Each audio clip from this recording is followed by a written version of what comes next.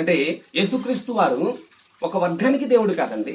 ఈరోజు చాలా మంది కూడా యేసుక్రీస్తుని అంగీకరించి ప్రభువారికి ప్రార్థన చేస్తున్నటువంటి బిడ్డల్ని ఒక వర్గానికి చేశారు. ఆ ఒక వర్గానికి దేవుడిగా చేశారు. అన్యులుగా పిలువబడుతున్నటువంటి వీళ్ళు అనుకుంటున్నారు మేము అన్యులము, మాకు దేవతలు ఉన్నారు, మాకు దేవుళ్ళు ఉన్నారు అని వారు భ్రమపడుతున్నారు. ప్రభునందు ప్రియమైనటువంటి దేవుడు బిడ్డలారా, దేవుళ్ళు ఉండదు, దేవుడు ఒక్కడే. దేవుడు ఒక్కడే, దేవుళ్ళు ఉండరు. ఆయన అందరికీ ప్రభు అండి.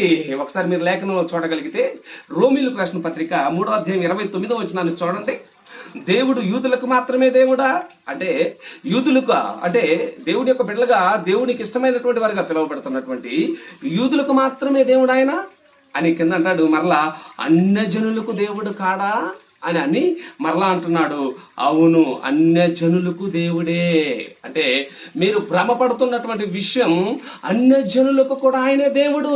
అంటే ఈ ప్రపంచమునకు ఒకే ఒక్క దేవుడు, ఆయన నిజమైనటువంటి దేవుడు, సర్వాధికారి అయినటువంటి దేవుడు, ఒకే ఒక్కడు, అందరి దేవుడు, నజరేయుడైనటువంటి యేసుక్రీస్తు వారు.